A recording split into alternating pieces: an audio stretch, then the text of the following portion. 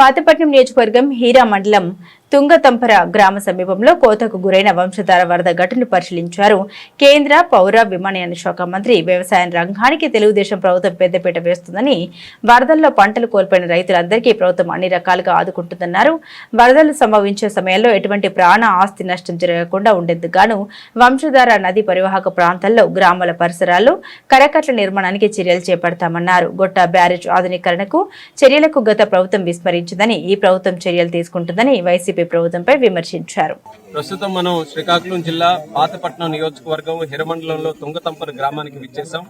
వంశధార నది పక్కన ఉన్నటువంటి గ్రామం ఇది.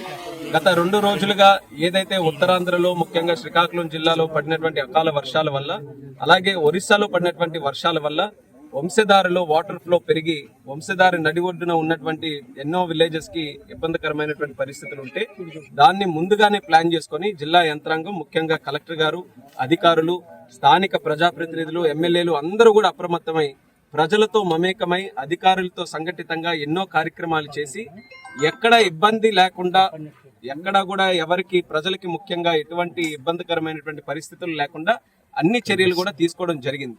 అయితే మనం ఏదైతే తుంగతంపర దగ్గర ఒక ప్రత్యేకమైనటువంటి పాయింట్ విజిట్ చేశామో, ఇది నది పక్కన ఉన్నటువంటి ఫ్లడ్ బ్యాంక్ లో చిన్న బ్రీచ్ జరిగిందని చెప్పి విజిట్ కోసం కూడా ఇక్కడ రావడం జరిగింది. ఈ యొక్క పాయింట్ మీద నిన్నటి నుంచి కలెక్టర్ గారు, అలాగే ఇక్కడ ఉన్నటువంటి అధికారులు అందరూ కూడా, ముఖ్యంగా ఇరిగేషన్ అధికారులు అందరూ కూడా ఇక్కడికే ఉండి ఒక పక్కన ప్రజలకి కూడా ఎక్కడ ముంపు లేకుండా వాళ్ళందరికీ కూడా ఒక రీహాబిలిటేషన్ పాయింట్ కూడా ప్రత్యేకంగా పెట్టి, దానితో పాటు ఇక్కడ బ్రీచ్ ను కూడా కవర్ చేయడానికి ఇమీడియట్ గా కాంట్రాక్టర్ తెప్పించి వితిన్ 24 hours లో బ్రీచ్ ను కూడా పూర్తి చేయడానికి అన్ని కార్యక్రమాలు కూడా చేపడుతున్నారు. వర్క్ ఎలా జరుగుతుందని పర్యవేక్షించడానికి ఈరోజు వచ్చాం. అందరూ కూడా గ్రామస్తులతో కలిసి కాంట్రాక్టరు, ఇరిగేషన్ అధికారులు అందరూ కూడా పగడ్బందీగా ఈ యొక్క కార్యక్రమం చేయడం జరుగుతుంది. ఇలాగే మిగిలినటువంటి పాయింట్స్ ఏమున్నా సరే అన్ని దగ్గరలు కూడా చర్యలు తీసుకుంటున్నాం. ఒక పక్కన దానితో పాటు వాటర్ ఎక్కువగా ఉన్నటువంటి ఫీల్డ్స్ ఏవైతే ఉన్నాయో, పంట పొలాలు ఏవైతే ఉన్నాయో దాన్ని కూడా జిల్లా మొత్తం మీద పర్యవేక్షణ చేస్తున్నాం. మరొక 2 రోజుల్లో మనకి పూర్తిగా అవగాహన వస్తుంది ఎక్కడెక్కడైతే ముంపుకి గురైనటువంటి పంట ఉందో. కాబట్టి ముందుగానే ప్రిలిమినరీ ఎస్టిమేట్ ఒకటి వేసుకున్నాం. కానీ ఒక 2 రోజుల అబ్జర్వేషన్ తర్వాత అసలైనటువంటి పంట నష్టం ఎక్కడైనా జరిగితే అది తిరిగి మళ్ళీ ప్రభుత్వానికి పంపించి వాళ్ళందరికీ కూడా, రైతులకు కూడా ఆదుకునేటటువంటి కార్యక్రమం ప్రభుత్వం తరఫున చేస్తాం. మరొకటి, ఎక్కడైనా సరే మనం ముంపుకు కానీ, లేకపోతే వరద నీరు కానీ, లేకపోతే ఎక్కడైనా ఇనండేషన్ జరిగితే హెల్త్ మీద కూడా ఒక దృష్టి మనం పెట్టుకోవాలి. అందుకనే హెల్త్ అధికారులతో కూడా ఎక్కడికక్కడ మెడికల్ క్యాంప్స్ కూడా ఈ 2 రోజులు కూడా కొన్ని ప్రాంతాల్లో చేశాం. రేపు భవిష్యత్తులో కూడా ఎక్కడైతే ముంపుకు గురైనటువంటి విలేజెస్ ఏవైతే ఉన్నాయో వాళ్ళకు కూడా ఎక్కడ విష జ్వరాలు కానీ ఇతరత్ర హెల్త్ ఇబ్బందులు ఏవి రాకుండా మెడికల్ క్యాంప్స్ కూడా అది కూడా నిర్వహించమని కలెక్టర్ గారికి కూడా చెప్పాం. ఆయన కూడా ఆ పరిస్థితులన్నీ చేస్తున్నారు. అయితే ఇది పరిశీలించిన తర్వాత ప్రభుత్వం తరఫున చేయాల్సినటువంటి ముఖ్య కార్యక్రమం, ఎందుకంటే ఇప్పుడు టెంపరీగా ఎక్కడైనా బ్రీచ్ పడితే దాని వరకు చేస్తున్నాం, కానీ ఇందులో లాంగ్ టర్మ్ సమస్య కూడా ఉంది. నది పక్కన ఉన్నటువంటి విలేజెస్ ఏవైతే ఉన్నాయో గ్రామాలు, వాళ్ళకి ఎప్పుడు కూడా ఒరిస్సాలో వర్షం పడిందన్నా సరే ఇక్కడ వీళ్ళు గుండె గుబేలు మనిపోతుంది. కాబట్టి ఆ పరిస్థితి ఎప్పటికైనా దానికి ఒక సొల్యూషన్ మనం తీసుకొని రావాలి. దాని గురించి గతంలో కూడా చంద్రబాబు నాయుడు గారు ముఖ్యమంత్రిగా ఉన్నప్పుడు ఆయన దృష్టిలోనే ప్రత్యేకంగా పెట్టాం. వంశధార పక్కన ఉన్నటువంటి ఫ్లడ్ బ్యాంక్స్ ని కంప్లీట్ గా ఇక్కడ నుంచి మనకి కళింగపట్నం వరకు ఏ మండలాలు ఉన్నాయో, ఏ గ్రామాలు ఉన్నాయో అన్నిటి పక్కన కూడా పక్కాగా ఫ్లడ్ బ్యాంక్స్ నిర్మించాలని ఆ రోజు నుంచి కూడా మనం చేస్తున్నాం. గత ప్రభుత్వం దీని మీద దృష్టి పెట్టక అప్పుడు ఏ పని కూడా జరగలేదు. మళ్ళీ మనం వచ్చిన తర్వాత క్లియరెన్స్ ప్యాకేజ్ 1, ప్యాకేజ్ 2కి తెచ్చాం. దానివల్ల కొత్తూరు మండలం కానీ, హిరమండలం కానీ, ఈ మండలంలో ఉన్నటువంటి పక్క గ్రామాలన్నిటికీ కూడా సరిపోయే విధంగా పర్మిషన్ కూడా వచ్చింది. ఇమీడియట్ గా ఇక్కడ కరకట్లు తాలూకా కార్యక్రమాన్ని ఇమీడియట్ గా మొదలు పెడతాం. దాని ద్వారా కాన్స్టెంట్ గా ఉన్నటువంటి ఆ భయాన్ని తొలగించి ఒక పర్మనెంట్ సొల్యూషన్ మనం అందరం కూడా అందించగలం. దానితోనే కరకట్లతో పాటు నది తాలూకా డైవర్షన్ గ్రాయిన్ పాయింట్స్ కానీ, ఏవైనా అడిషనల్ గా ఇన్ఫ్రాస్ట్రక్చర్ వర్క్స్ ఉంటే అవన్నీ కూడా దాంతో చేసే అవకాశం వస్తుంది. కాబట్టి అదంతా కూడా చేసుకోవాలి. అలాగే ఇప్పుడు గొట్టా బ్యారేజ్కి సంబంధించి కూడా చాలా కాలం అయిపోయింది బ్యారేజ్ కూడా నిర్వహించి. దానికి యాప్రాన్ ఏదైతే ఉందో, యాప్రాన్ కి సంబంధించి కూడా కొన్ని కార్యక్రమాలకు ఆల్రెడీ శాంక్షన్ వచ్చింది.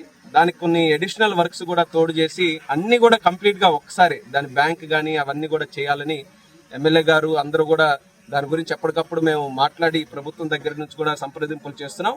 అది కూడా వచ్చిన వెంటనే గొట్టా బ్యారేజ్ ను కూడా రెనోవేషన్ కొన్ని వర్క్లు ఏవైతే యాప్రాన్ తాలూకు ఉన్నాయో అవన్నీ కూడా చేయడానికి అవి చేస్తున్నాం. ఎందుకనంటే ఒక పక్కన జిల్లాలో ఉన్న రైతులందరూ కూడా ఆధారపడింది ఈ వంశధార మీద, ఈ గొట్టా బ్యారేజ్ మీదే. గొట్టా బ్యారేజ్ లో ఉన్నటువంటి నీరు లెఫ్ట్ మెయిన్ కెనాల్ ద్వారా సుమారు 150 కిలోమీటర్ల పలాస వరకు వెళితే అక్కడ పంట తడిస్తే ఆ రైతు పండించుకోవడానికి ఒక అవకాశం వస్తుంది.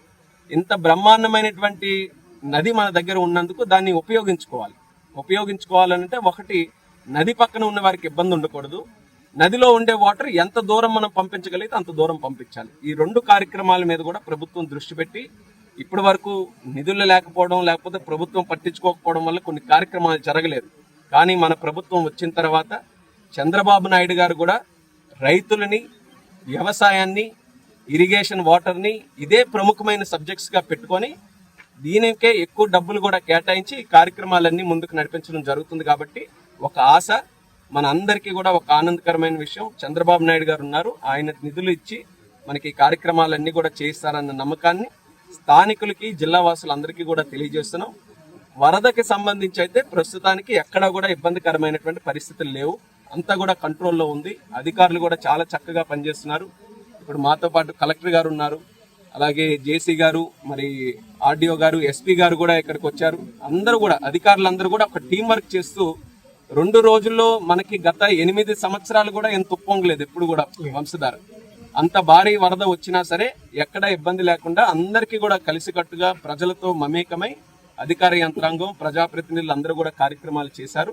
మరి అదే రకంగా భవిష్యత్తులో చేసే కార్యక్రమాలు కూడా అందరూ సపోర్ట్గా ఉండి, మనం ముఖ్యంగా రైతులకు ఇబ్బంది ఉండకూడదు, నది పక్కన ఉండే గ్రామాలు ఇబ్బంది పడకూడదు, ఆ ఉద్దేశంతో మిగతా కార్యక్రమాలు కూడా చేస్తాం.